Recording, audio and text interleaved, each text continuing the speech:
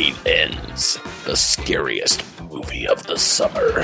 Halloween Ends, the scariest movie of the fall, but not for the reasons you think. The scariest movie for a certain subsection of Halloween fans. Yeah, of Michael Myers fans. God, oh my Jesus in heaven. This is a funny movie, right? This is a comedy, because that's what I watched. Genuinely, I think I posted on Facebook, genuinely one of the funniest movies I've ever seen. It feels like a high quality troll job. Does it not? Does it not feel like they are intentionally trolling hardcore man baby fans of Halloween? Oh, I guess. I didn't think of it that way. I just know that I was enjoying the opening scene and going, okay, I think we're doing something different here. And I was just playing with ideas in my head and thinking this Corey kid is either going to be a victim, which I thought was interesting because he's a man or male. And I thought, oh, okay, new twist. Then I thought, oh no, nothing's going to happen here at all. It's just a subvert your expectations type of thing. And then when the thing happened that does happen, why not both? Yeah, why not both things? Oh, he's going to become the new Michael Myers. And which is sort of what ends up happening in the film. Spoilers, Mark Begley. We haven't even introduced the episode yet. Well, I'm just kidding. I'm just kidding. If you're listening to the episode of this show on Halloween Ends, I would assume you've watched the movie, because at this point, people have pretty strong opinions about it. And on this episode of the Kulturecast, much to the chagrin of many, I am still your host, Crustaceo, and I am joined, as always, by my good friend. He's all the way from the Wake Up Heavy podcast, Recollections of Horror. I like the title. I like how long it is. I think it's cool. Your friend and Spreaker doesn't. Unlike Marge Simpson. Nobody does. I just think it's neat. Yeah. Your friend and mine, Mark Begley. I have thought about dropping that, but I'm reluctant to. We call you MBJ, Mark Begley Jr.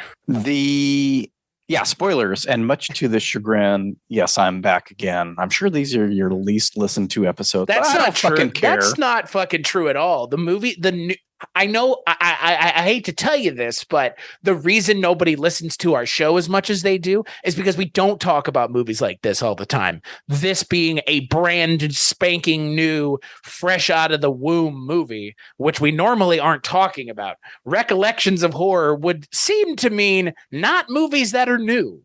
Yeah, that is typically what it means. Yes. Yeah. And I don't necessarily always talk about new movies on my show because I don't necessarily go see new movies all the time. And frankly, there's a good reason for that, because most things you don't even have to go to the theaters to watch anymore. I'm not a shut-in. I just choose not to blow $45 to go to the movies. Fuck me, I guess.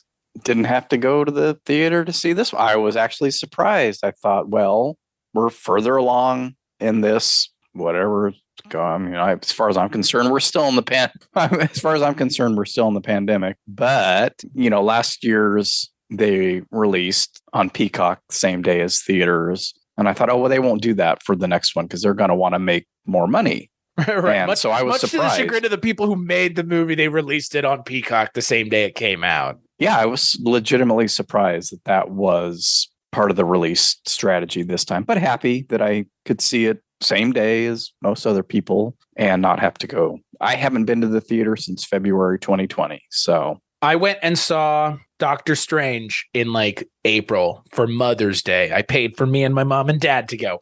I haven't been since. And you know what? Shockingly, went to the movie theater around the same time I flew on an airplane for the first time since COVID. Both experiences still suck and nothing has changed. So so it doesn't feel like I missed out on anything. It doesn't feel like the world caught up to things like that. So yeah. We're going to be talking about 2022's widely reviled. I don't know if it's reviled, but by a subsection of people, Halloween Ends is a movie that is going to spark a lot of, maybe not spark joy in people, but it's going to spark an interesting conversation. So yeah, on this episode, we're going to be talking about David Gordon Green's finale to his Halloween trilogy.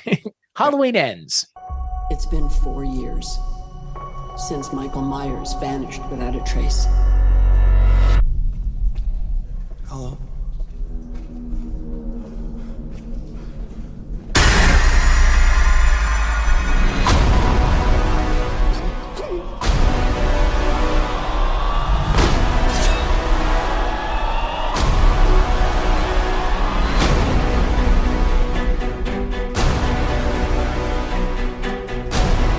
certain that I saw him watching me. You pretend like you moved on, but you're actually just obsessed with death. What are you gonna do when Michael comes back for you? Because he is coming. But this time, something feels different. He's more dangerous.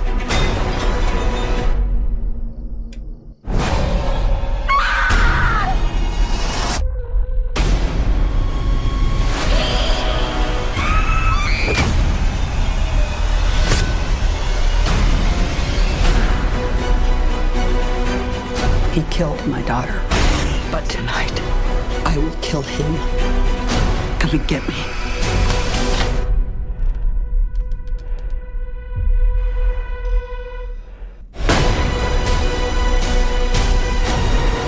Laurie! Maybe the only way he can die is if I die too. It all ends now.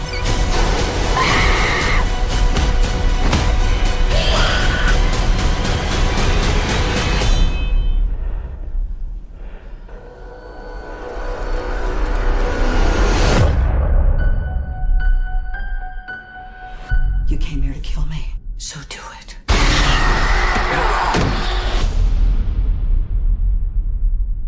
So the film is directed by David Gordon Green. It's written by 4 people: Paul Brad Logan, Chris Bernier, Danny McBride, and David Gordon Green. It stars, wouldn't you know it, Jamie Lee Curtis and Jamie Lee Curtis and Andy Machiak and Rowan Campbell and Will Patton. But you're here for one thing, or you think you're here for one thing, which is actually just the last 10 minutes of the movie. Some people are here for one thing. Yeah, well, exactly. I'm not one of those people. I'm going to say that straight out the bag. That's Same. why I liked this one. Right. And so we'll get to that here in a second. But the movie is ostensibly about again, as advertised, the way the movie was advertised, I think is an important way of putting this, because that's an important distinction, I think. The movie as advertised is about the final fight between Laurie Strode, one of the OG, if not the most famous final girl in horror cinema, and Michael Myers, aka The Shape, one of the best known slasher icons in the horror genre. And it's ostensibly about their final clash. However, within the first 5 minutes of this movie, it is made abundantly clear that this is not going to be the Halloween movie that you were expecting, that I was expecting, or that the fans were expecting, but a lot of people on the subreddit knew because of the leak. The leaks had this movie pinned to the wall from like 6 months ago, but the fans were trying to find any way to convince themselves that this movie wasn't going to happen the way that it did. So all that out of the way, we are going to be talking spoilers from here on out. Mr. Begley, give me your intro for Halloween Ends. Tell me all about it. Well, it's a remake of Christine. It's got some It in there too. And It, yeah. It is It. For once, I can say with absolute certainty that this movie is closer to It than I ever thought it would be. Yeah, there's a lot of pulling from different sources, which I don't necessarily mind. That was what was keeping me interested while I was watching this the first time. I was like, oh, there were a lot of things that I certainly wasn't expecting after 2018 and Halloween Kills. Right. Almost feel like we have to say after Halloween Kills is almost the reason this movie feels so weird, is because of what that movie is versus what this movie is. Yes. This feels like the Halloween trilogy feels very much like Prometheus, Alien Covenant, and then we never saw what that third Ridley Scott movie is, but I don't think it would be like this movie. But I say that only in regards to the response of the filmmakers, in regards to the response to the audience feels very, they feel like they're listening, but they're also ignoring intentionally. Yeah, I just read today actually that David Gordon Green said they had no plan on making this the final showdown, the Michael versus Laurie final showdown. That was never the intention for the third film. Yeah. So I mean, try telling anybody else who advertised this movie that, though. Right. No, and I understand that, and I'm sure that ending, the last 15 minutes or so, is sort of a concession maybe to the producers or to the fans or to whoever. Malika Khan is like, we need to see Michael. fight in the last 15 minutes. And it's like, why, dude? Like, why? Yeah, the first thing was the font choice. And I'm like, oh, fuck, that's Halloween 3's font, which as a major, and I'm going to be that dude that's going to say, I liked Halloween 3 back in 1984 when I first saw it on video. I was not beholden to Michael Myers. I probably saw 1, 2, and 3 very close together because 1 and 2 would have been played on TV and 3 would have just come out on video in like 83, 84. That was 82, I think. Yeah. So, and that's what I was watching. And I rented, and I've got a whole episode about that movie. One of the earliest episodes of Wake Up Heavy. This was the one, Halloween 3 was the one that I rented because it was so fucking weird. And since I wasn't like maybe older and had seen Halloween in the theater or Halloween 2, blah, blah, blah, they all came as a package. So it was like, okay, that's fine. I mean, I don't need Michael Myers in this. We've got robots, we've got titties, we've got Tom Atkins, we've got cool looking masks. The actor who plays the lead villain, Connell Cochran. Oh shit, something O'Hurley, right? Yeah. I just watched the guy the other day. He's Whatchamajiggy's dad because he was in a really good episode of Tales from the Crypt. I mean, Gavin O'Hurley, is that one of their names? Is that right? Yeah, sounds right. I'm not sure. Yeah. I mean, it's just a fantastic movie. So that was the first thing struck me. Oh, Halloween 3 font. I mean, it makes sense. This is the third movie, but I think that indicates we're going for something different here because Halloween 3 was most definitely something different from the first two. Do Halloween fans do fans of Michael Myers begrudgingly like Halloween 3, or do they hate Halloween 3 because it's not a Michael Myers movie? Because it's not a bad movie. I watched it last week for like the umpteenth time. I, like yourself, love it. It's a great film. But I've always wondered, like, people who are dyed-in-the-wool Michael Myers fans, how do they feel about Halloween 3? And if they don't like it, is it because Michael Myers isn't in it? Yeah. I mean, that's been the history. That was banal. That's banal to me. Like, get out of here. Who cares? That's what the problem was when it was released. There's no Michael Myers. And then they course corrected, however many years later, 12 years later or something. When the fuck did Halloween 4 come out? It was like, I mean, enough time afterwards where, I mean, nobody was thinking about Halloween at that point. Anyway, so that was my first indication. We're doing something different. And then that opening felt familiar, but different. I mean, they're watching The Thing and they watched The Thing from Another World in the original Halloween. So we've got that. Yet then that makes me go, how are they watching a John Carpenter movie? And if they look on IMDb right now, is Halloween going to be under John Carpenter? Is Halloween Ends going to be on there? Because he's also producer on this movie. Yeah, it's like, what the fuck? Whatever. They look at their hands. Are we based on characters by John Carpenter? Well, it's like in Halloween 3, they're watching Halloween, but in that movie, it makes sense because there's none of the characters. So you can just watch it now. In Hocus Pocus 2, they're watching Hocus Pocus, which makes no fucking sense. Right. I heard about that. Yeah. No, in Halloween 3, it absolutely makes sense because they're not in the same universe. Can we just posit that everything that we've seen from Halloween through all the other Halloween movies are just on a TV somewhere in a Silver Shamrock like room, just on a TV. And that's all these are, just entertainment for someone who's being tied up at Silver Shamrock. Yeah. With a mask on, waiting for the commercial. Just 5 minutes. That shit's annoying in that movie, but it also cracks me up because if you've never seen it and you're watching it with someone who's never seen it, it'll drive them nuts the first time they watch it. That Silver Shamrock jingle. I love it though. I do too, but it's from years of watching the movie and enjoying it. Yeah, but that opening sequence was paced really well. It was surprising. You think? You didn't know which way it was going to turn, and then it got kind of nasty. I mean, that's pretty brutal. I just like the simple thing. Like Corey, who's basically our protagonist in this film, goes into the kitchen. He gets cock blocked with his chocolate milk like throughout the film. I'm not sure what that's all about, but brother never gets a chance to finish his chocolate milk. Goes and grabs a huge bottle of chocolate milk. He's going to have a piece of carrot cake or pumpkin cake or whatever, pumpkin bread, and leaves the knife there. And then as we come back through the kitchen, the knife is gone. I just like little touches like that. But he notices the knife is gone, not just us. Right. So we're learning things together. We're not ahead of him. And then the little turd that he's babysitting. Emphasis on turd.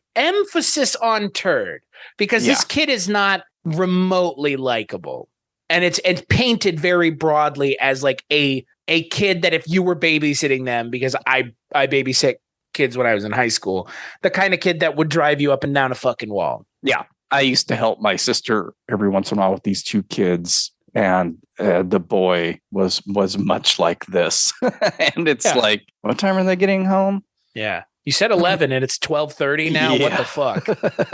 But so then, yes, I think once that happens, once the bad thing happens. Can we talk about it, please? Because I laughed really hard. I'm sorry. That impact was fucking brutal. It's the best kill in all three of these movies. It's fucked up. But it's also really funny. Like I know that David Gordon Green did it intentionally.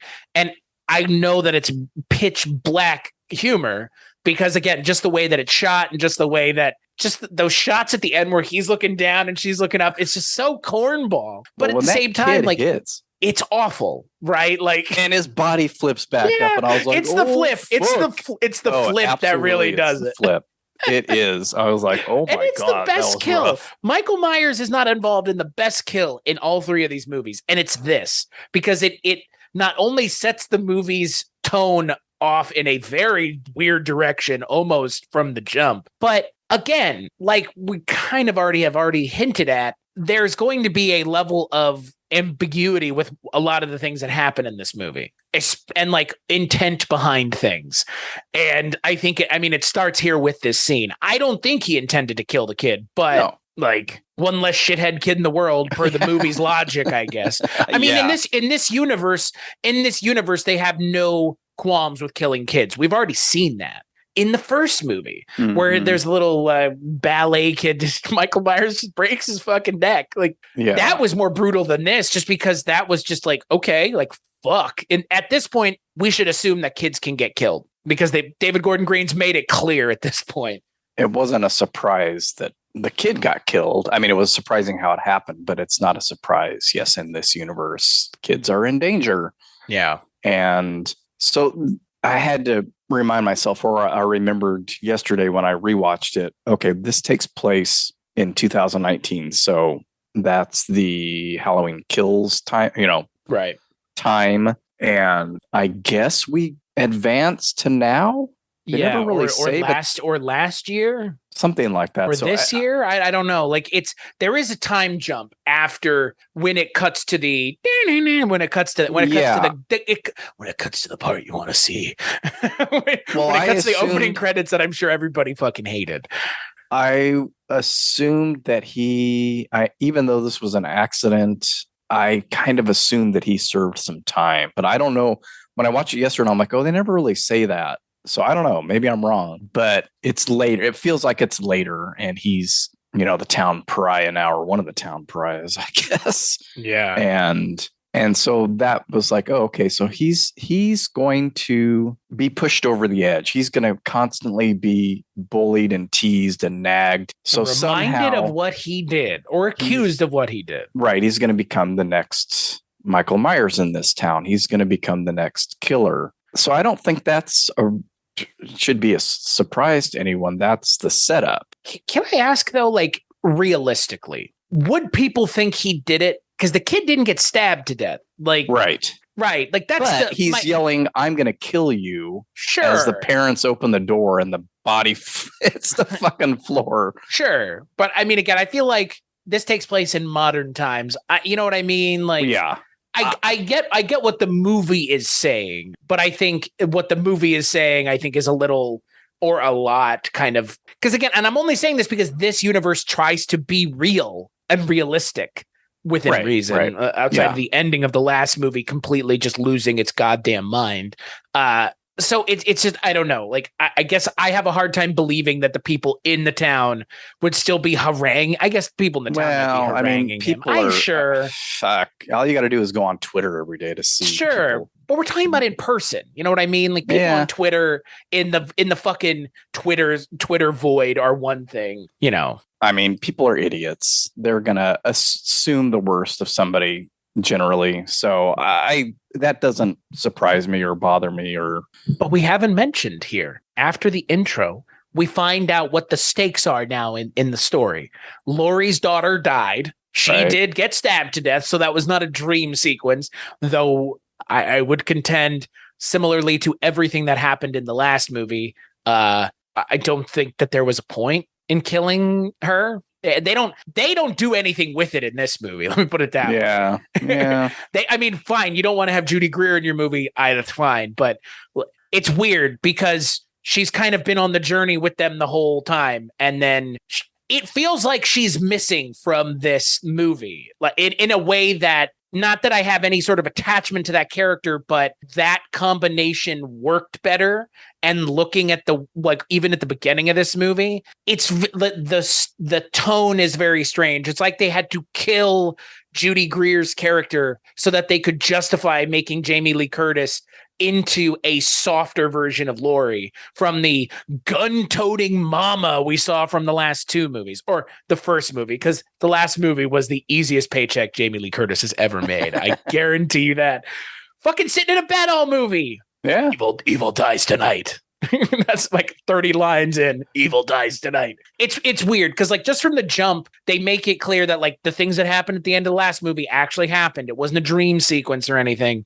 But then they don't do anything with it. And Judy Greer's presence is missed because she's a fantastic actress. Even in these movies, which I'm not a huge fan of, she's fantastic. And then the other thing is, Laurie Strode is like completely defanged as a character, which I'm okay with, but they only did it because they killed Judy Greer's character off. Like, that's why. Otherwise, I don't think she would be as defanged. And then I guess the other kind of set dressing piece of information that we get is Michael Myers has not been seen for 4 years now. 3 years, 4 years. Yeah, I get confused on the timeline because I guess the first two are actually still technically 2018. Right, because the beginning of this movie takes place after everything has happened. It's been a year. Okay, yeah, that's right. It's been a year since they all got fucking destroyed by Michael Myers. So maybe it isn't that much later on that he reappears. I don't know. It's 3 years from the end of the last movie. Okay. So 4 years.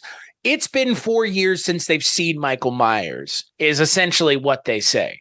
So, this movie's weird, man. Like, to give my initial thoughts, like, this movie is fucking odd for two reasons. It does a thing that I haven't seen a lot of movies do, but promotion kind of trailer houses. I have not seen a lot of trailer houses take the last 15 minutes of a movie and turn it into an entire trailer. I'm trying to think of another movie that came out recently that does the same thing, where it does not give away that the movie is something completely different until you actually sit down and watch the movie. But this movie, if you were to be watching this film based on the advertising alone, you would think that this movie is the last 15 minutes made, almost 2 hours.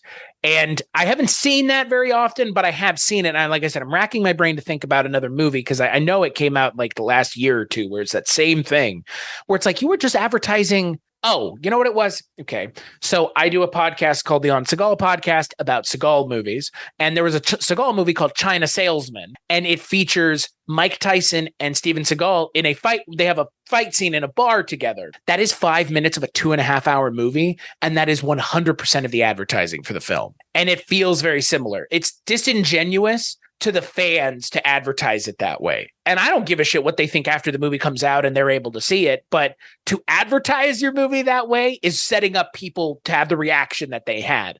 That all aside, I'm at the point now where I'm sick and fucking tired of these old slasher characters. Like, they were from an era that they worked, and now I feel like there are more interesting stories to tell than having Freddy or Jason or somebody else run around the screen. And I think Halloween Ends is a good indicator of that, because this is the best Halloween movie since Halloween 3. It kind of is. And I don't feel bad for saying that. And I don't feel bad that a lot of the fans of Halloween are really angry, because Halloween movies are boring, guys. Like, Michael Myers just running around and killing people with zero purpose has been fun once, maybe twice if you like Halloween 2, the original one. But I'm sorry, I'm coming at this as I am a fan of horror. We have talked almost primarily about horror movies. Anytime you come on, I think you would vouch for me as a horror fan as I would vouch for you. Not that either one of us need to do any vouching, but as someone who loves horror movies, I don't give a shit about Michael Myers. And I don't know why anybody else at this point is like so just angry and mad and letting their brains be turned off and their emotions turned up about a character in a movie that you can still watch all the cool things that you think you love. Why do we need to keep trotting him out? And I think this movie makes kind of that point by the end of it. It's like, why? Why are we continuing to do this?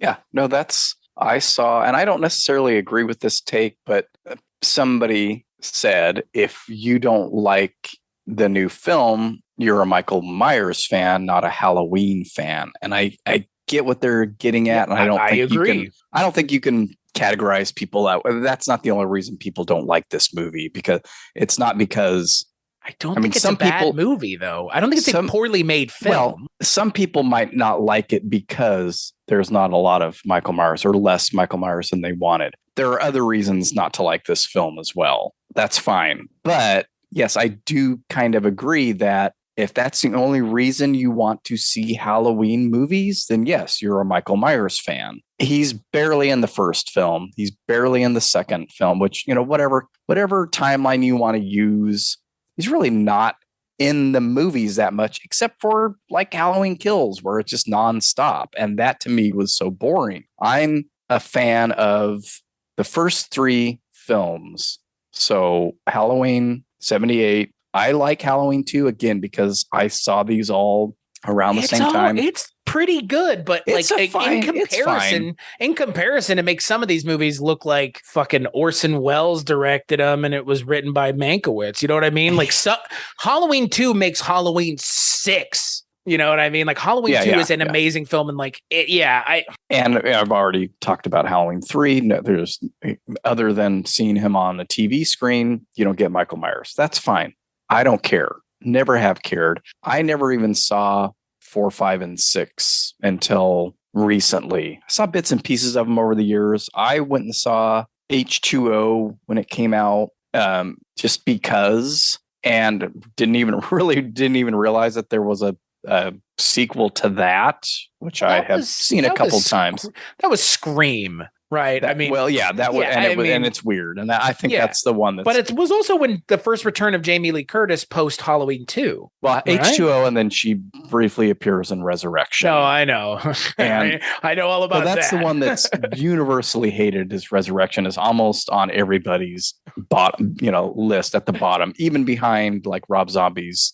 And there are a lot of people that have those way up high. Hey, to each their own, but this was interesting to me because I didn't even know where Michael Myers was for the first half of the film. I didn't really care because I wanted to see where they were taking this. And like I said, I assumed that this kid obviously is being set up to be turned into a killer somehow. He's got a crappy home life. His mom is weird and clingy and gross and annoying. At one point after he meets Allison and she ropes him into going to that bar for the costume party, he takes off his sweater and his mask, and they make a point of showing it. And so I'm thinking, oh, everybody's seen him come in dressed like this. Yeah. Everybody has this idea in the town about this kid because he accidentally killed this little kid that he was babysitting. Somebody's going to take his sweater and his mask and they're going to kill somebody. And I started thinking, he's, instead of him actually being Michael Myers, he's going to get set up as a Michael Myers. And I thought that was an interesting take. So I was on board for that. And then I realized, oh no, well, he's left and he's got all his clothes, so that's not going to happen. And then that's sort of when we get to, shortly thereafter, we get, an it scene with the kids harassing him on the bridge and getting thrown over the bridge, getting pulled into the sewer, for Christ's sake. I mean, hello, Pennywise. Surprised there wasn't a little Pennywise etching somewhere on the walls. I was waiting for the noise.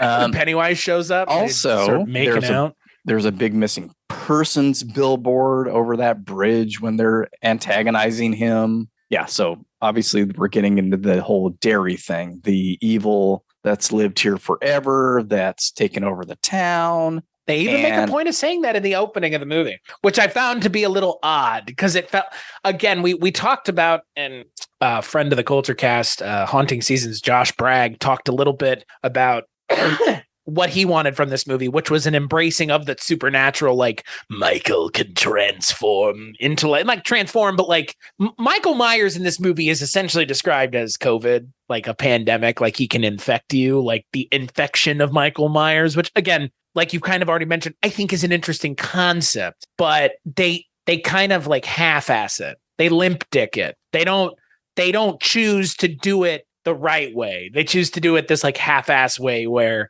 he actually is still in the movie, which I honest to God, and again, this is going to be the most hated episode of the show. The worst part about this movie is Michael Myers.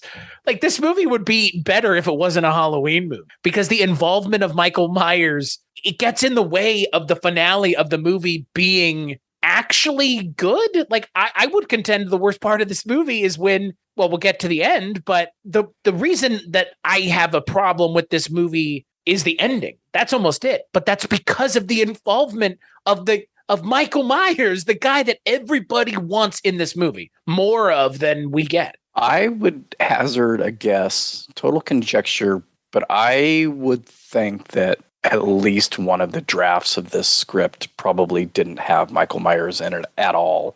Right?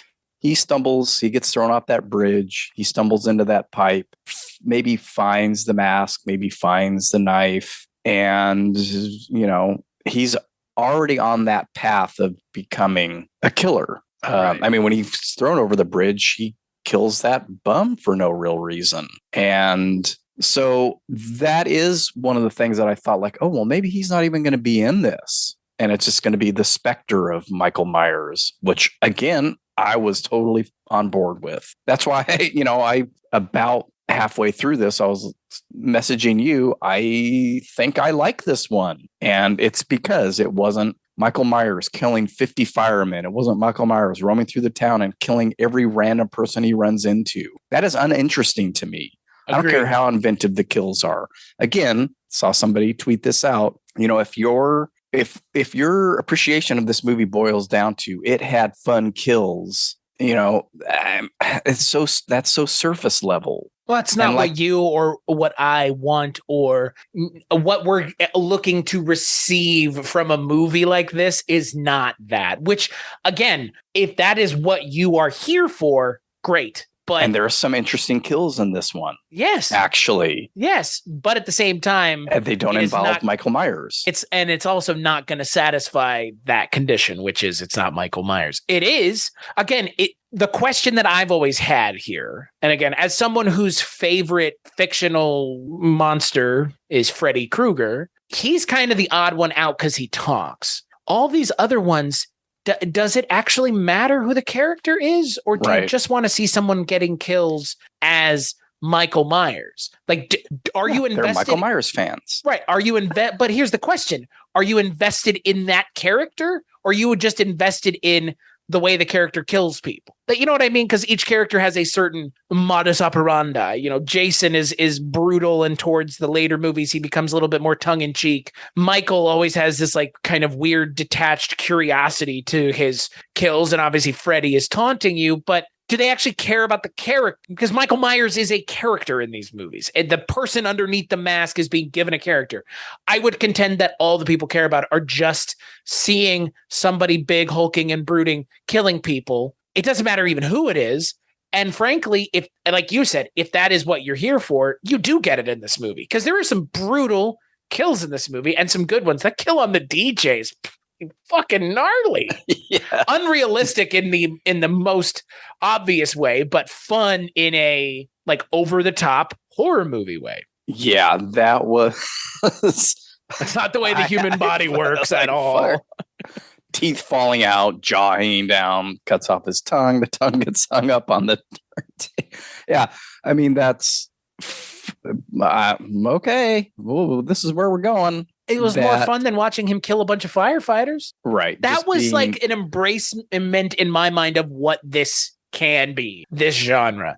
The genre for me of movies is subversive, and it is not like super tongue in cheek, but the filmmakers of these kinds of films know why you, the audience, are there as well in some capacity. You do want to see what they're going to do with the character, and like that scene, like there's a setup throughout the movie, and there's a payoff, and it's actually a pretty good payoff. And like that, I can't fault David Gordon Green anymore for being a bad horror director. I actually think he's a pretty good horror director. I think that this movie kind of cements that or catalyzes that in my mind. Because like you said, this is so unlike the last movie.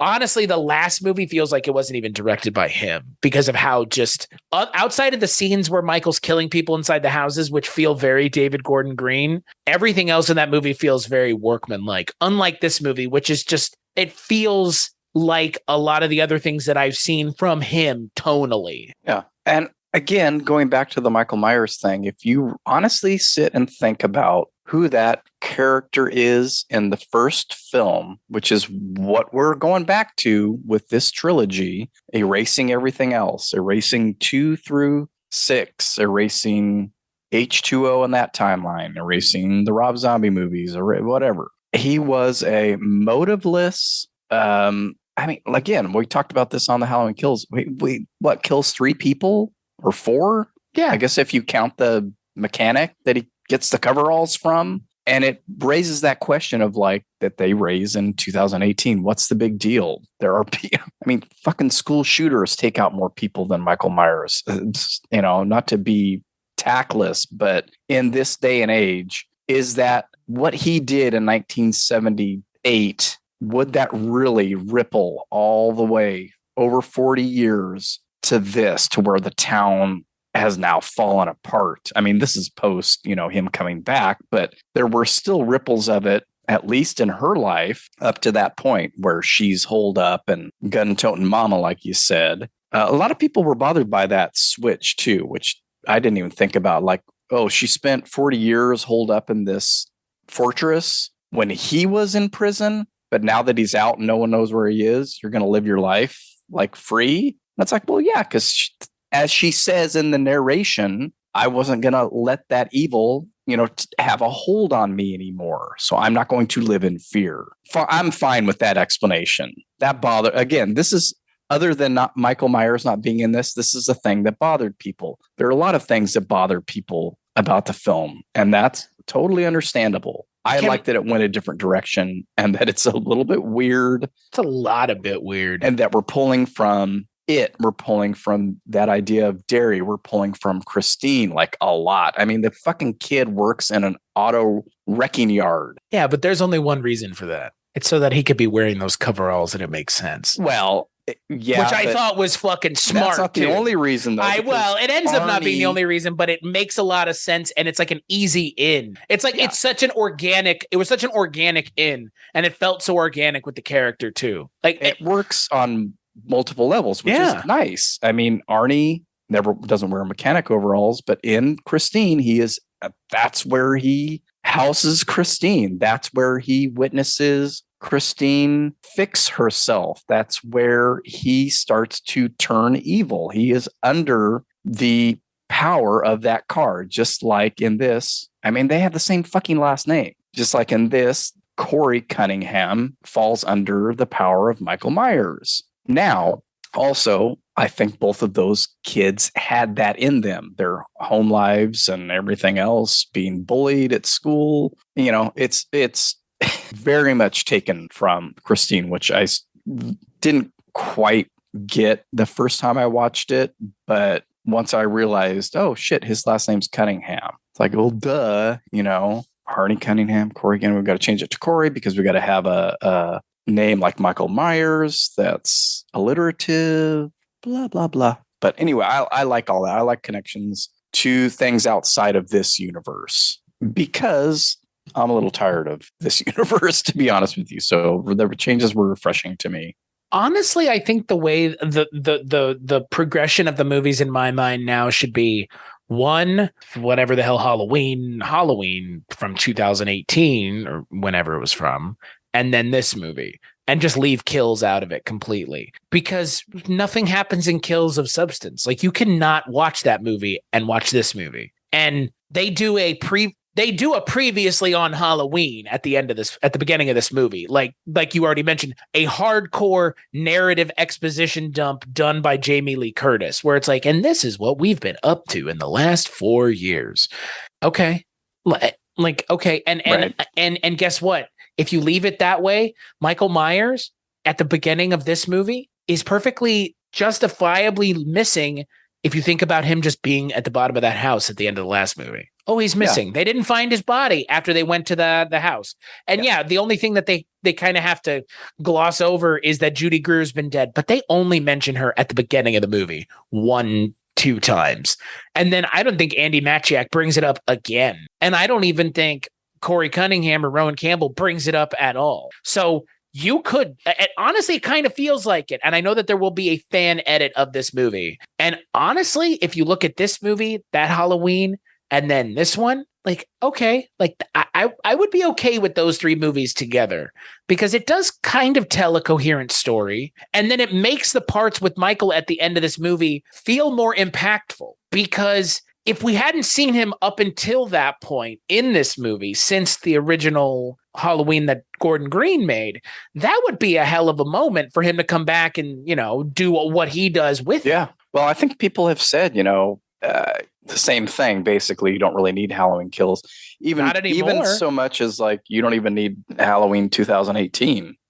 But obviously you do. But as far as the changes that they take from those two that they make, it's like, we're going to course correct again, right? And just have her be a grandma in a nice house and living a normal life, which to me is a little bit. Yes, obviously that was a traumatic event that she lived through, but I still think that the whole gun-toting mama from 2018 is a bit much. It's too hard of a course correct. It makes sense if you include Halloween 2, kind of, because he comes after her again. That would lead me to think more paranoia, like, no, he's actually after me. Right. Not this is random, which is what they try to go back to. This is random, or at least the audience. She thinks they set her up to think, again, which only makes sense if you have Halloween 2 in it, that he was specifically after her.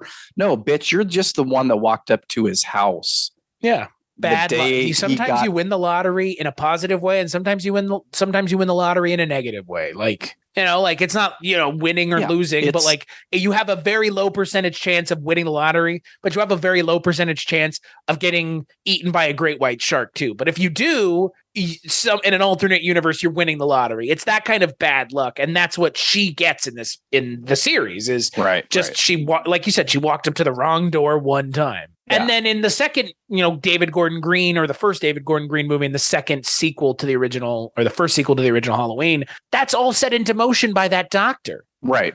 And the podcasters by accident, essentially. Yeah. But it's all set up. It's all set up. Like Michael Myers doesn't escape of his own volition. He's being poked and prodded to do it. And that would have made more sense if she wasn't Miss Paranoid. Locking herself up, then it would be impactful. Oh, fuck, he really is after me, not realizing that this doctor has made this happen. Is it weird to make a sequel to a movie that erases sequels only to make sequels to your own movie that erase sequels that you've made? Because that's what it feels like. This movie feels like a soft reboot of the movies that we just saw.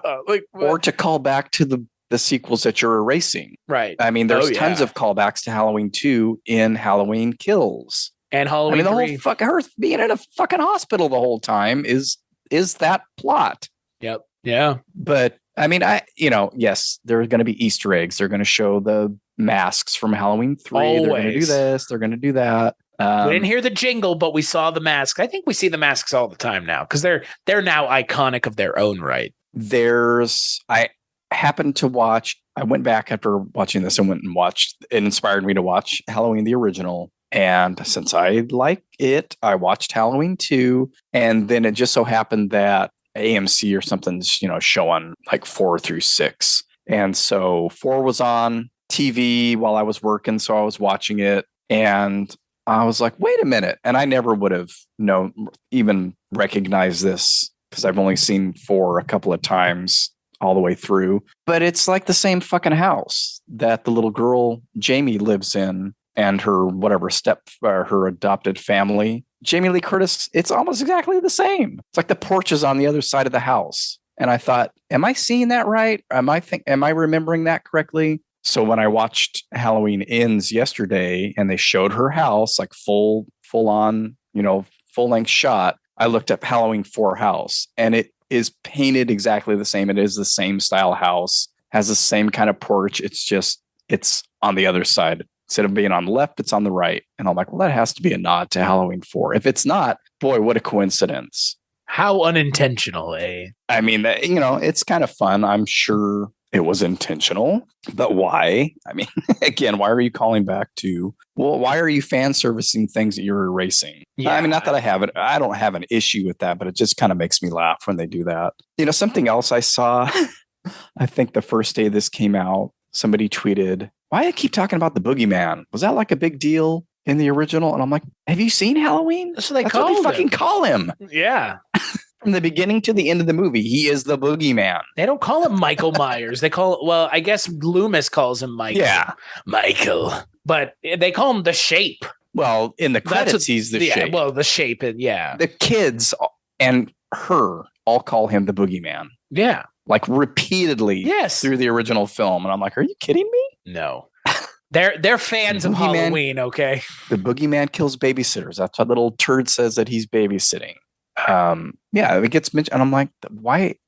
That totally tracks with the history of this franchise. He's the boogeyman. I like that in this movie, they say, okay, so how do we get around the fact that at this point, Michael Myers is like a 70-year-old man? Because he is. That's the question here that nobody ever presented to the audience. And I'm glad that in this movie, they were like, no, we're finally going to show you that like he's just like an old ass man. And I appreciate that because I don't think the last 2 movies did a very good job of like hammering that home. But not when he kills 50 able-bodied firemen. Right. Which is why that last movie is just so goofy because it just like he's a 65-year-old guy at the point of those movies. And this he would effectively be 70 years old per the movie's kind of explanation. It's like that's not realistic. And I know that people don't want realism when we're talking about this movies, but like he's not a supernatural character in this timeline. So none of this would make sense. So the fact that it's just like, okay, he's an old man. He's been sitting in the sewers for 4 years, subsisting on rainwater and rats, apparently, which is the more unrealistic part. But the thing that I did appreciate about kind of this whole Michael Myers in the sewer was that they do have the scene where he goes down there to fight him, to take the mask, and it's shot through the hole. I thought that was really clever and smart, but I will say that they fucked up by not having him just kill him, by having Corey Cunningham just kill Michael Myers. Mm-hmm. Because then I think it would further reinforce the idea that Michael Myers was not somebody special. He was not somebody that deserves to be talked about. Because that's the thing that this movie could have done that I feel like is a real world thing that we're kind of dealing with now because of stuff like Dahmer, where it's like, should we be talking about the real versions of these people? And it's like, I mean, again, where you fall on that is going to be personal, up to you. But I think every story deserves to be told. And I think they could have in this movie mentioned this idea of like, why are we focusing? Because they kind of hint at it. It's like, why are we focusing on Michael Myers? Like, why are we giving him of his power? Yeah, because get rid of the mystique. There is no mystique. He's just a crazy old man now at this point. And he was a guy that was pushed to murder because he was mentally unwell. Like, there you go. Like, it's nothing scary about that. I mean, it's scary because we live in a country where that's a reality. That's why it's scary, not because of any particular thing. And that I feel like they should have done that in this movie because they verge on it by introducing a kid who becomes Michael because of the way he's treated. Like you could strip Michael Myers of that. And I know that it would have probably made the fans even angrier if he had just killed Michael Myers unceremoniously in the sewer, but it would further reinforce and kind of really hit home this idea that like Michael Myers was not important. The fact that he killed people is the important part, and he took people's lives, not who he was, not his story. That's not important. And I feel like the movie should have done that because that's a kind of discussion that we're having now, I think, because of how prevalent true crime is as a genre now. Mm-hmm. And I think it's a discussion worth having. And I'm honestly kind of surprised that they didn't do it, given that David Gordon Green seems pretty dialed in about stuff, at least topically. That was another one of the things that I figured either we're not going to have him or, like you say, this kid's going to take him out and take over, and which he essentially does. They half-assed it. Yeah, and I think you have to. I mean, just think how pissed off people would have been if that had been the case. Well, take a stand. That fucking guy killed Michael Myers. How could that be? But that's my point. Like, take a stand on something because it feels a little like wishy-washy, half-assed. They kind of had their cake and ate it too, type thing. He took the Michael Myers mask, but the fucking mask doesn't matter. Like at the end of the day, like the mask in that universe, theoretically anybody could buy that mask again and run around with it. So you mentioned the supernatural thing, and that one point when Michael grabs him by the throat and is strangling him, and they kind of go eye to eye, right? And then they have these flashback things. I'm like, oh, is this supposed to be some supernatural transference that we're getting here? Kind of felt or is it just like looking into his soul or something? Or is it just the kid is like recognizing what an awful, horrible life he's had, all these horrible instances, his mom, that kid, the bullies, the this, the that. So I think they want to eat their cake and have it too in the supernatural thing. Yeah. Because, I mean, Michael Myers should have been killed in Halloween Kills. I mean, he should have been killed in Halloween when he's in the basement of a building on fire. Right. As far as what the townspeople did to him, he should be dead. So they're playing both sides here, I think. Still. Which is lame. Which is really lame because I appreciate a strong decision. Like make that decision. Like make a decision and stick with it. And damn the torpedoes. Really, like fuck it. Like you're the filmmaker. Do not acquiesce. If you want to make a movie this way, make it that way. The fans are going to have to deal because guess what? The fans didn't fucking like it anyways. Like you decided to half-ass it, and in half-assing it, you pissed them off or perturbed them.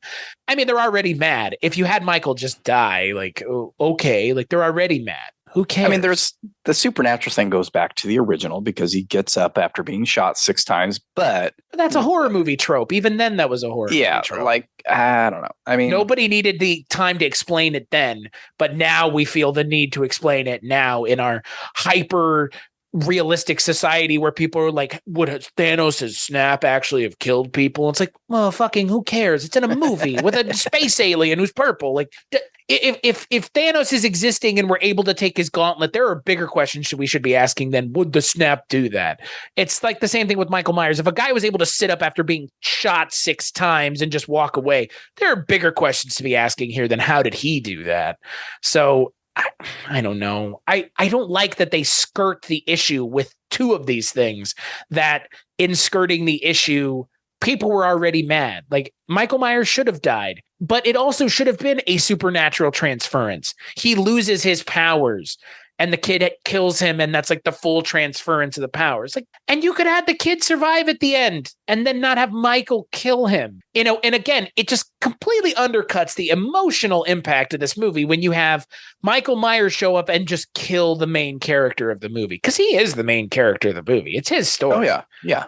100%. You said it at the top of the podcast. Which is another thing that people are angry about, and that's fine. It's got to be the Laurie Strode story. Don't you understand? We've seen it 5 times already. I need to see it a 6th time. I don't understand the thirst trap posts that I've seen about this kid, but that's just me. Like, that dude was all over Twitter a couple days after this movie came out. he's a good-looking guy, but like, but the character is awful. Not the character who murdered. So I don't get it. It's like it's that worshiping of the. It's the Dahmer thing again. Like, I don't get it because the guy's halfway decent looking, I guess. I mean, whatever, to each their own again. But they're not posting about the actor, though, necessarily. They're posting about the character. Like, oh, I could save Corey, or and I'm like, I get that it's partly in jest, but I'm also going, really? Even Laurie Strode couldn't save Corey, like that's the whole crux of the movie. And again, like they do that bullshit even with Laurie where she's like, I looked into his eyes. It's like, you looked into his eyes and saw what? Captain Crazy? Because like, again, like Laurie Strode. Hey, if you're a friend with Laurie Strode, like you got to think she's nuts too, right? Because you go from a gun-toting mama to all of a sudden just like domestico life, cooking fucking quiche and pie. Like what? Hey, Laurie, do you remember when you had a trap in your basement to kill someone with? Like, do you remember that? Oh, you're living in a house in the city now, like probably blocks from where you watched your friends get murdered. Okay, you seem rather well adjusted now. I like how she's wearing clothes that young Laurie wore, basically. Right. I like that Will Patton came back. Hey, but it's her seeing that in his eyes is no less realistic than how hard and how fast Allison falls for this jackass kid. Oh my God, yeah. She's like ride or die, literally, the instant they meet. And I'm like, did I miss the scene? Because why is she so taken with this dude? I don't know. Because he's good looking? I don't know. I guess so. Everybody likes a bad boy. He's Michael just a sap, Myers, though. The ultimate bad boy. Yeah, that's the thing. His character in the movie is such a like wet rag up until he's not.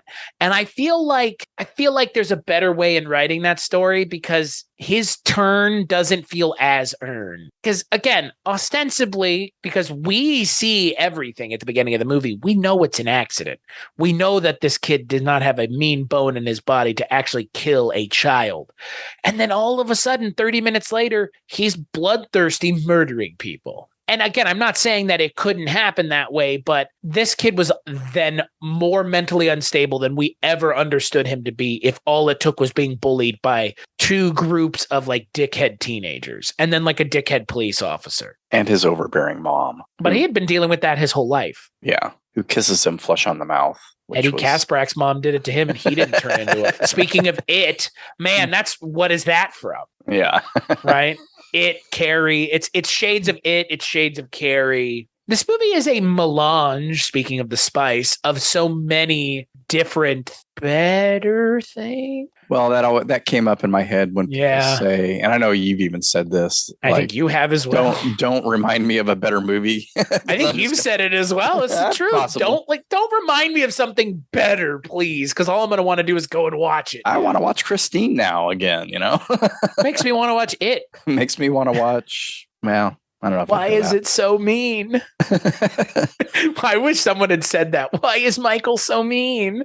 He does say an Arnie Cunningham line, though, kind of. He's like, show me how to do it. And that's what Arnie says to Christine when she's going to repair herself. Show me. He just says, show me, though. That's what Corey should have said. Show me. That would have been. What did you think of those scenes with him and Michael together? I kind of liked it. It was interesting. I was surprised, actually, because the doctor and the nurse or whatever, I love that.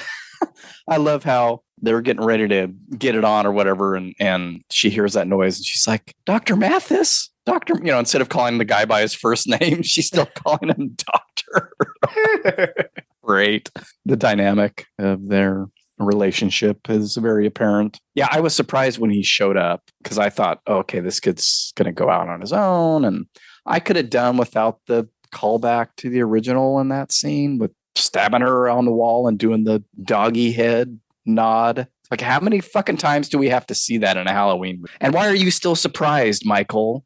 Yeah, I have a hard time anymore with like those kind of references in these movies because like it worked once. Like I don't want to see Freddy go, it's prime, welcome to prime time, bitch. I don't want to see that again if they ever make another Nightmare movie. Like it worked one time. I'm your boyfriend now. Yeah, they've already done that twice though. Great. Well, that's what I'm saying. He's done the head turn thing multiple times. I know, in like half of the movies. At least. And like I say, why are you still surprised? You're the one doing this, dude. What are you Michael surprised Myers about? is just Michael Myers is just not a character in these movies, and it's a shame because they had an opportunity to really make Michael a character in these 3 movies, like a character with a story, because they made such a big deal about giving Laurie Strode a story, like whatever. Like again, I'm not saying I don't care about Laurie Strode's story, but in a lot of ways they made me not care about her story because of the way that they told it, because the version that they went with was, even there, we're going to have our cake and eat it too. She's going to be the gun-toting mama in one movie and then Miss Domestic in the other one. Because the second movie doesn't count at this point. She did nothing. She was in a hospital bed saying evil dies tonight over and over again. Even then, they couldn't decide, do we want Laurie to be over the trauma or hyper-focused on the trauma? Yeah. Because one of those is healthy and one of those is not. Can you imagine which is which? The one that doesn't involve shooting mannequins in your backyard is my guess. And I could have done with more Will Patton in this, to be honest with you. Oh, yeah. He's great. That shouldn't have just been a bookend, I think. It would have been nice to have him pop up at the house, really pursuing her. Yeah. And be involved in this somehow. That kind of would have been nice. Well, I mean, again, the way that they tell the story with Laurie's story, this is not a Laurie Strode story. This is, she's a supporting character in this story. He's like even lower down. So the fact that he even shows up, twice is surprising. But yeah, it's just so fun. I like Will Patton a lot. Me too. Who doesn't like Will Patton with his fucking messed up hair? I know. I always think of the Will Patton I think of as Will Patton from The Punisher, where he plays John Travolta's gay bodyguard. I think the first time I saw him was in No Way Out. And it's like, that guy talks weird. Yeah.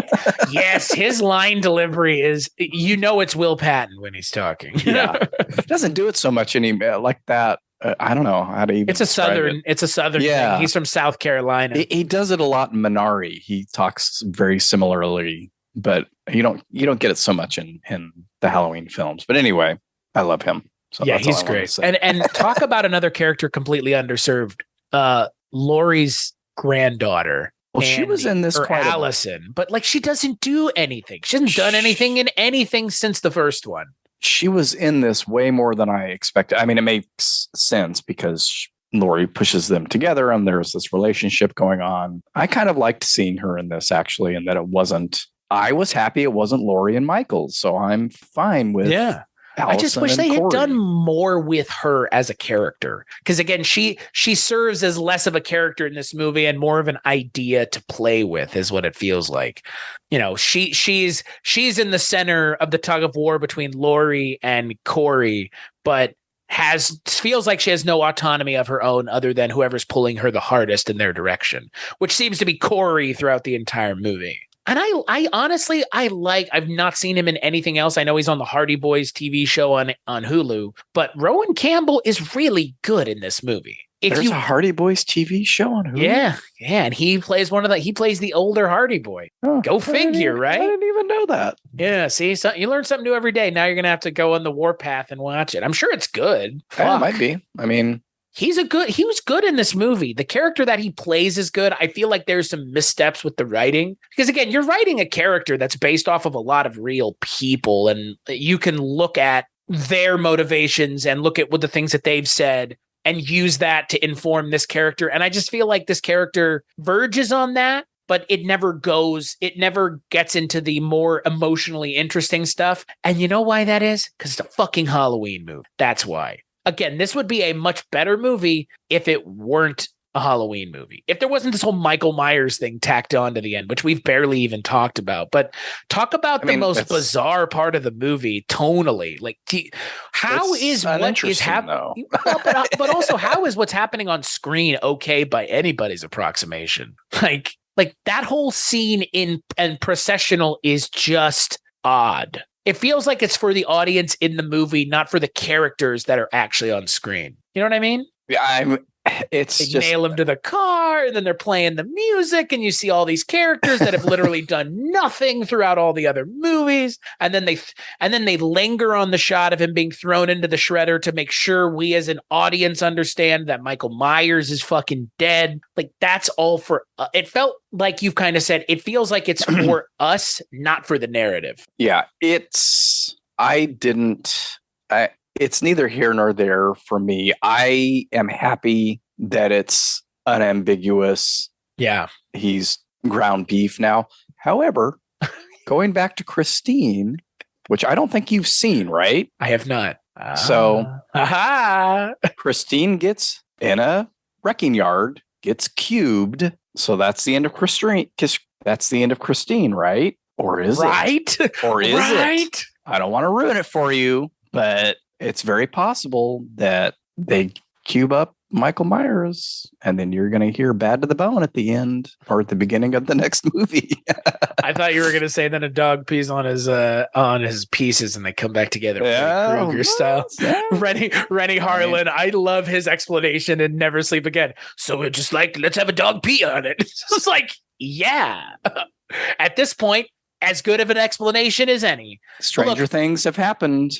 I think that, like, if you're a fan of Michael Myers, you're obviously very disappointed. But at the same time, at this point, if you're a fan of Michael Myers, you have to be happy that he's dead, because they're not going to, there's no opportunity to fuck this up anymore. Yeah. You know what I mean? Except the rights revert back to the original producers and whatever they do with it. Who knows what'll I'm kind of curious now.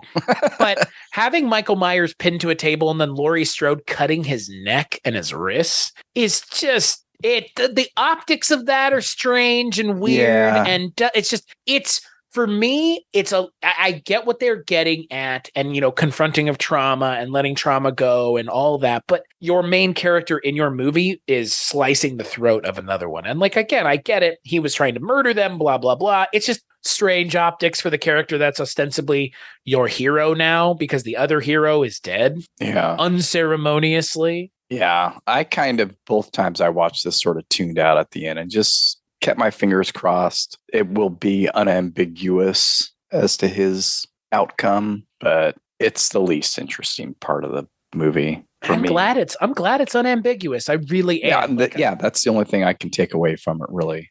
Okay, thank God. Right. Like in Freddy's Dead. We haven't had Freddy back since. Freddy has stayed dead. There you go. In Freddy versus Jason, they kind of did the half-ass shit in that movie. But even then, they didn't pick a side. In this movie, I'm glad that it's no, he's dead. That's it. The end. It ended in a very un-Halloween, un-horror movie way. I will say I appreciate the fact that there seems to be a callback to one of my favorite movies. I don't think it's intentional, but there's only one other horror movie I can think of that ends with Blue Oyster Cult's Don't Fear the Reaper, and that would be Peter Jackson's The Frighteners. Mm. But when they played that at the end, I started laughing just so loud, because it works. And it's in the first, it's in the first movie when they're smoking pot in the car, driving around, So. But just what the song also evokes, I think, really works. And I like that final scene where they're just showing the house. And it's again, no, it's over. The empty rooms and no breathing, except for maybe one little breath at the end when they show his mask. But really? I haven't heard it, but that's what I read. I looked up Easter eggs yesterday, and one of the articles I read said, the showing of the rooms where things happen is a callback to the first one, and they've done it, I believe, in other ones as well. But it's silent until the last shot, when you see Michael's mask on her desk. I didn't hear it either time, so I don't know. But, speaking of callbacks. No more, please. I mean, the whole sewer thing is even a callback to 5, I think, because that's how he gets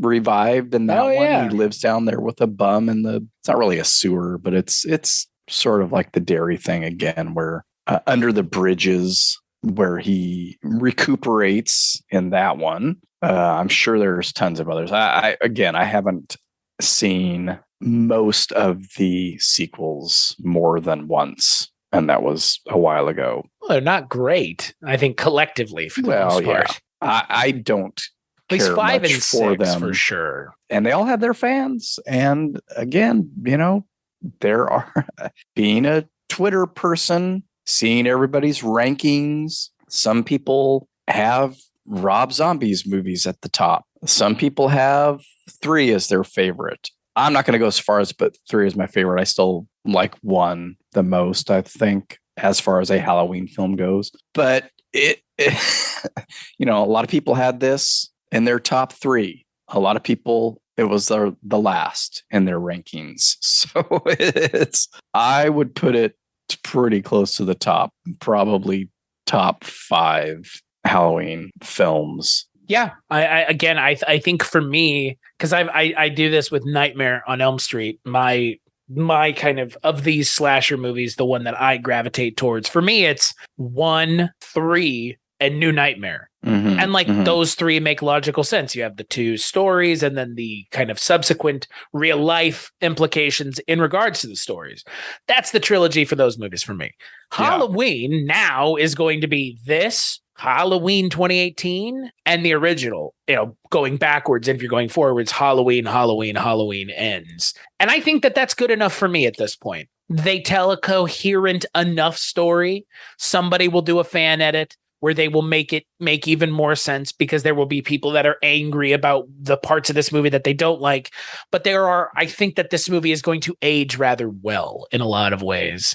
And I think 10 years from now, when we're finally past the nostalgia for slasher movies from the 80s, which I think will happen eventually, I think that we will stop having nostalgia for them at some point, or at least it will be diminished more so than it is now, probably in the next, like I said, 10, 15 years. I think by that point, we'll have had more reappraisals of things, because killer clowns are now a big thing.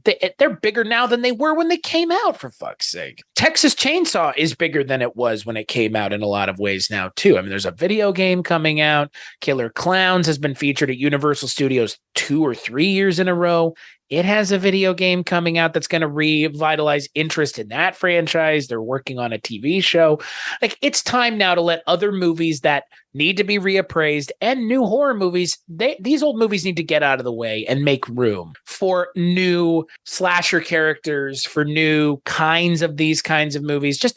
Halloween's time has come and passed. And I think it's past now. I think this movie does a good enough job at showing what they can do if they want to do something different with Halloween without having to kowtow to Michael Myers. Obviously, this movie ends up kowtowing to Michael Myers, but it didn't need to. And it would have still have been pretty entertaining if the specter of Michael Myers had hung large over the film, but he hadn't even been in it. Mm-hmm. Yeah, I think I would have really liked that, actually. And if they go back to the anthology idea, man, I'd be more than happy to see new stories completely disconnected from the Michael Myers story that take place around Halloween. Right. If you like Michael Myers, cool. I get it.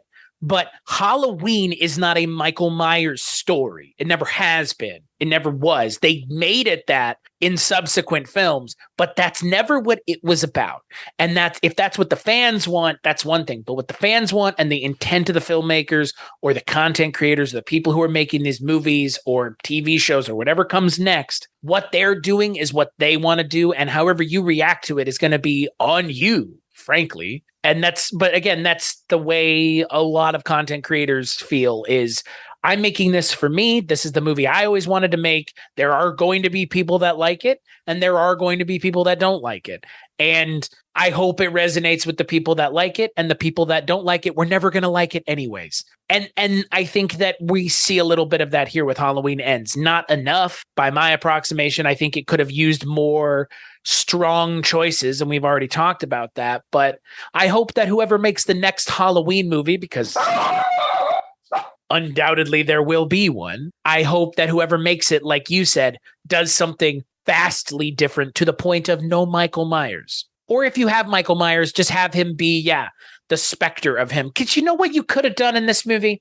You could have had him find the skeleton of Michael Myers in the sewer with the mask, with the overalls. And there's the supernatural thing there. Say he, does something with the bones or does something, or just don't even have that. Just have him go, oh, look, Michael Myers is mask. And he puts on the mask, and in putting on the mask, you know what I mean? Like, you can still have the bullshit half-ass supernatural stuff without having to have Michael Myers there. Yeah. And in Laurie killing Michael or killing Corey, she's ridding herself of both him and the specter of Michael Myers as well. Yeah. What a better story that would have been. What a more interesting story that would have been. But what an angrier audience you would have gotten out of it. No, I I really think it boils down to we can't do that. People will fucking flip. Because it's a fucking Halloween movie. What the hell is the carved face in his little cave? I still don't get that. And it's not even really carved. It's just like the cop sees that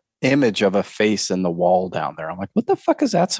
Is this like the druid shit? Or are they going back to is that a nod to the Cult of Thorn? That's what it feels. That's what it feels like. Because I don't know enough about the Cult of Thorn stuff. Again, I probably only watched 5 and 6 once in my life each. And I know that those are what, the Cult of Thorn stuff is in. He has to be supernatural in this series. Does he not?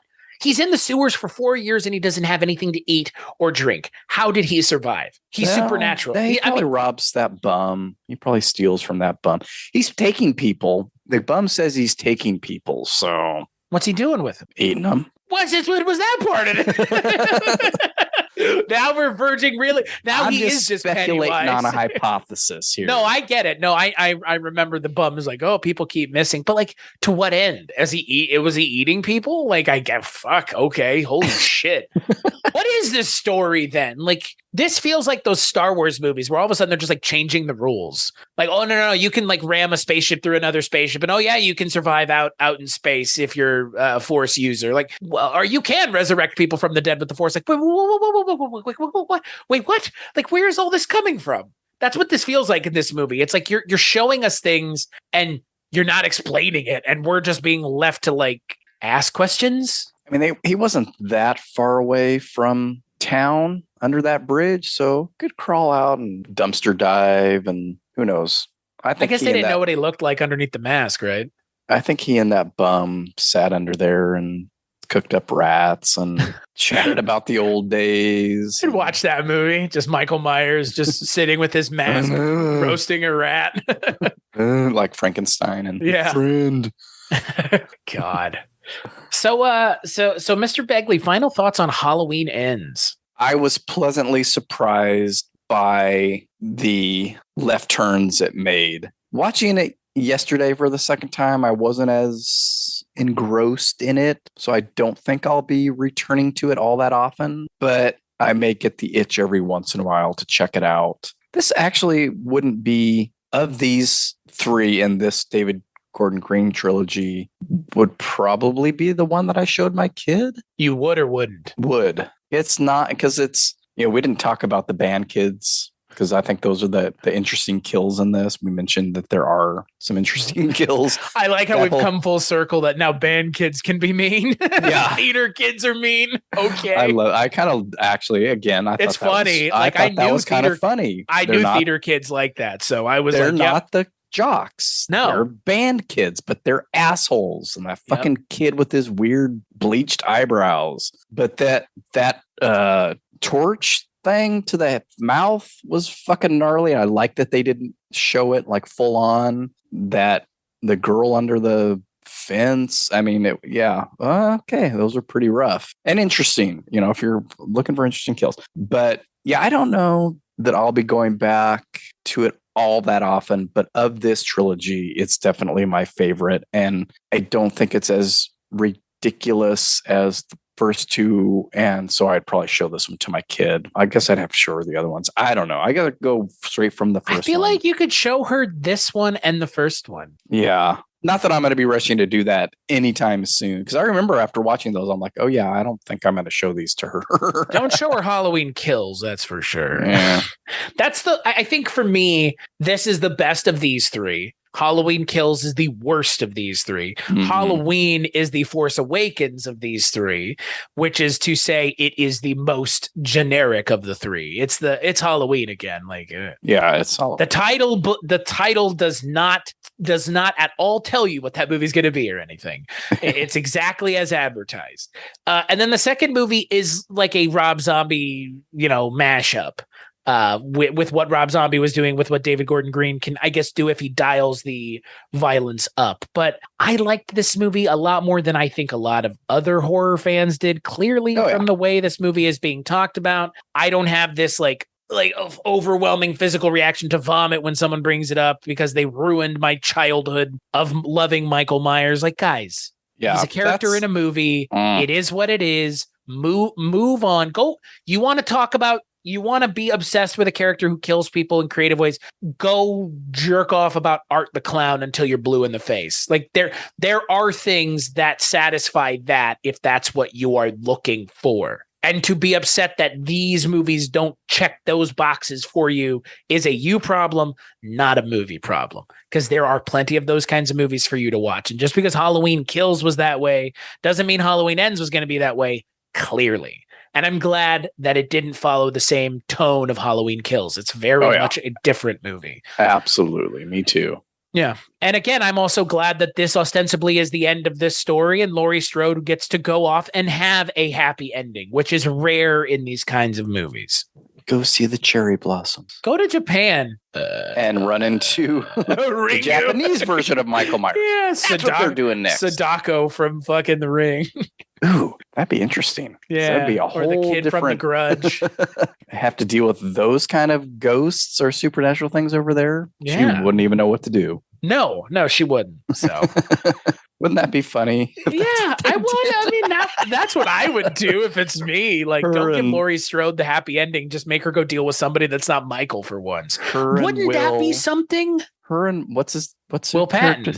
Oh, yeah, but Frank Hawkins. So I have her and Hawkins on their honeymoon in Japan, seeing the cherry blossoms, and then they fucking have to deal with The Grudge. Wouldn't that be something? Wouldn't that be like that? Has anybody done that yet? Where they take a character like a final girl and put her in another kind of horror movie? Hey, David, I know you don't own the right. You know, you're not making any more of these, so I guess the Akkad family, give us a call. You know, we can flesh this idea out. Right?